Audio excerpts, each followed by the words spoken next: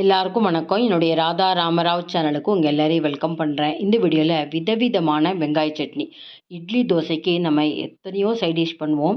இந்த வெங்காய சட்னியில் எனக்கு தெரிஞ்சு 4 விதமான வெங்காய சட்னி இந்த வீடியோவில் காமிக்க போகிறேன். வெங்காயத்தை பச்சையாக அரைச்சி சட்னி, இல்லை வதக்கிட்டு சட்னி, முக்கியமாக கதம்ப சட்னி அப்படின்னு காமிக்க போகிறேன். இதோட சீக்ரெட் பார்த்தீங்கன்னா, அந்த டேஸ்ட்டில் என்ன நம்ம சேர்த்துருக்கோன்னே கண்டுபிடிக்க முடியாத அளவுக்கு அவ்வளோ டேஸ்ட்டாக இருக்கும். வீடியோ ஸ்கிப் பண்ணாமல் பாருங்கள். இது வரைக்கும் என்னோடய சேனலுக்கு சப்ஸ்கிரைப் பண்ணாத வீவர்ஸ் உடனே சப்ஸ்கிரைப் பண்ணி எனக்கு எப்போதுமே சப்போர்ட் பண்ணிகிட்டே இருங்க.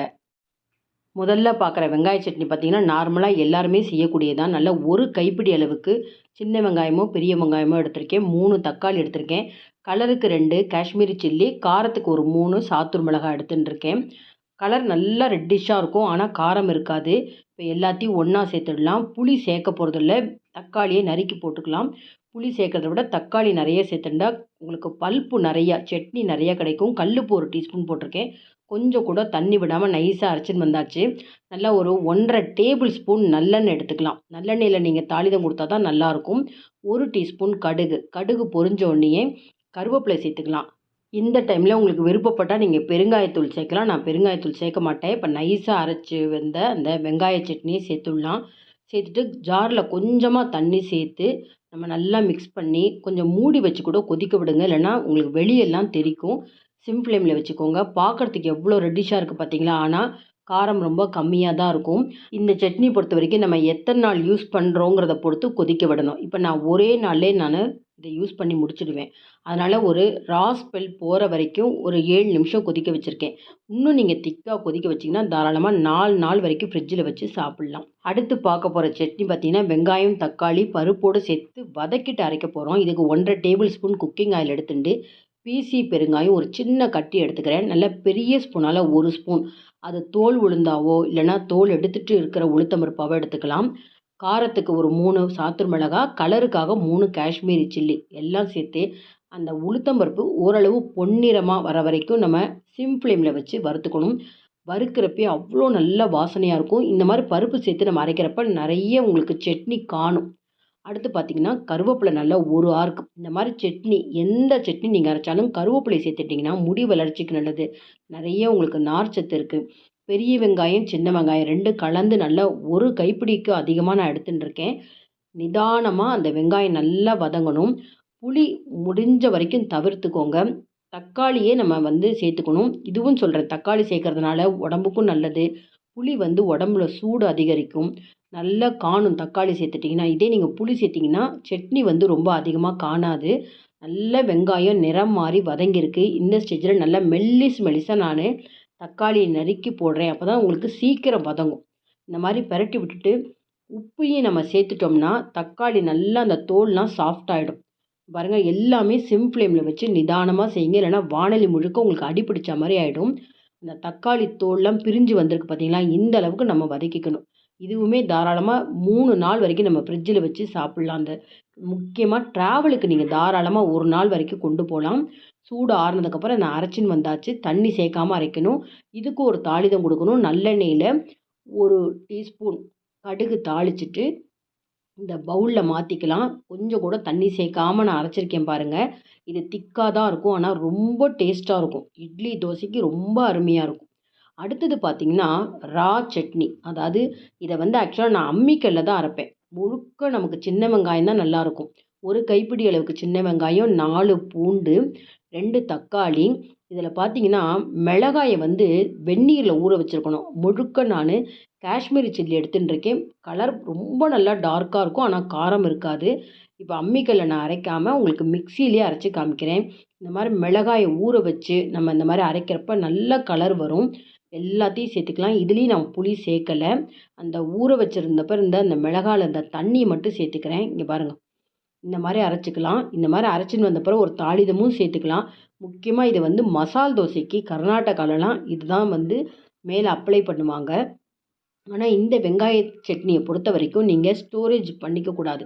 ஏன்னா வெங்காயத்தை ஃப்ரிட்ஜிலே வைக்கக்கூடாது. பச்சையாக அரைச்சிருக்கோம் அப்படிங்கிறப்ப நம்ம இட்லி தோசைக்கு தயிர் சாதத்துக்கு ரொம்ப நல்லாயிருக்கும். இப்போ பாருங்கள், நான் மசால் தோசைக்கு மேலே அப்ளை பண்ணுறேன் பார்த்தீங்களா?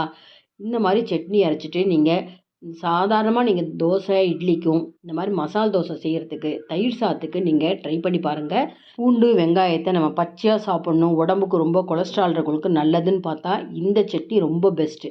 ஆனால் கண்டிப்பாக நீங்கள் ஃப்ரிட்ஜில் ஸ்டோர் பண்ணி இதை சாப்பிடவே கூடாது. உடனே செஞ்சுட்டு உடனே நம்ம இதை சாப்பிட்டு தீர்த்துடணும். கடைசியாக நீங்கள் பார்க்க போகிற சட்னி கதம்ப சட்னின்னு சொல்லுவாங்க. இந்த சாப்பிட்றப்ப இதில் என்ன சேர்த்துருக்காங்கன்னே யாராலையுமே கண்டுபிடிக்க முடியாது. இதில் இருக்கிற என்ன பொருட்கள் அப்படின்றத பார்ப்போம். பாருங்கள், ஒரு வெங்காயம் எடுத்துட்டுருக்கேன், 2 தக்காளி, 2 பச்சை மிளகா, 2 வரமிளகா, கொஞ்சமாக புளி எடுத்திருக்கேன், புதினா, கருவேப்பிலை, கொத்தமல்லி, இஞ்சி ஒரு 1½ இன்ச்சுக்கு எடுத்திருக்கேன், ஒரு 4, 5 பூண்டு பல் எடுத்திருக்கேன். இது கூட பருப்புகளும் சேர்க்கணும். 1 டீஸ்பூன் உளுத்தம்பருப்பு, 1 டீஸ்பூன் கடலைப்பருப்பு, நல்ல ஒரு 2, 3 டீஸ்பூன் பச்சையாக நம்ம துருவின தேங்காய் துருவல். இதை வச்சு சட்னி செய்யலாம். நல்லா காணும். அதே சமயத்தில் நல்லா வதக்கி அரைக்கிறதுனால ஒரு 2 நாள் வரைக்கும் தாராளமாக யூஸ் பண்ணலாம். டேஸ்ட்டு ரொம்ப நல்லாயிருக்கும். இதில் சேர்த்துக்கூடிய பொருட்கள்லாம் பாருங்கள், இஞ்சி, பச்சை மிளகாய், புதினா, கருவேப்பிலை எல்லாமே உடம்புக்கு ரொம்ப ரொம்ப நல்லது. இன்கேஸ் உங்களுக்கு இதில் வெங்காயம் வேண்டாம் அப்படின்னா தாராளமாக நீங்கள் வெங்காயத்தை தவிர்த்துட்டு அதுக்கு பதிலாக முட்டைக்கோஸை போட்டு இதே மாதிரி சட்னி அரைச்சி பாருங்கள். நான் இதில் வந்து எண்ணெய் கொஞ்சம் கூடுதலாகவே 1½ டேபிள் ஸ்பூன் எண்ணெயை விட்டுட்டு அந்த கடலைப்பருப்பு, உளுத்தம்பருப்பை நான் வறுத்துட்டுருக்கேன். பொன்னிறமாக ஆகணும். சிம் ஃப்ளேமில் வச்சுட்டு இந்த சமயத்தில் நம்ம பச்சை மிளகா, வரமிளகா 2யுமே சேர்த்துக்கலாம். பச்சை மிளகாயை கொஞ்சம் கீறி போடணும், இல்லைன்னா உங்களுக்கு மேலே தெறிக்க ஆரம்பிச்சிடும் அந்த விதைகள்லாம். இதையும் போட்டு நிதானமாக நம்ம வந்து நிறம் மாற வைக்கணும். சட்டுன்னு உங்களுக்கு அடுப்பை ஃபாஸ்ட்டில் வச்சுட்டிங்கன்னா பருப்புக்கள் தீஞ்சு போன மாதிரி ஆகிடும். பாருங்கள், இந்த மாதிரி அந்த கீறி வச்ச பச்சை மிளகா உங்களுக்கு எண்ணெயில் வதங்குறப்ப தெறிக்காமல் இருக்க இந்த மாதிரி ப்ரெஸ் பண்ணிட்டிங்கன்னா கரண்டியால் உங்களுக்கு வறுபடும். அதே சமயத்தில் தெறிக்காது. இப்போ கொஞ்சம் கொஞ்சமாக அந்த பருப்புகள் நிறம் மாறின்றிருக்கு. இப்போ இஞ்சி, பூண்டு எல்லாமே சேர்த்துக்கலாம். பூண்டு, வெங்காயத்தை தவிர்க்கிறவங்க இந்த பூண்டு, வெங்காயத்துக்கு பதிலாக முட்டைக்கோஸ் மட்டும் சேர்த்துட்டு மற்ற எல்லா இன்க்ரீடியன்ஸும் நீங்கள் அதை மிஸ் பண்ணாமல் சேர்த்து பாருங்கள்.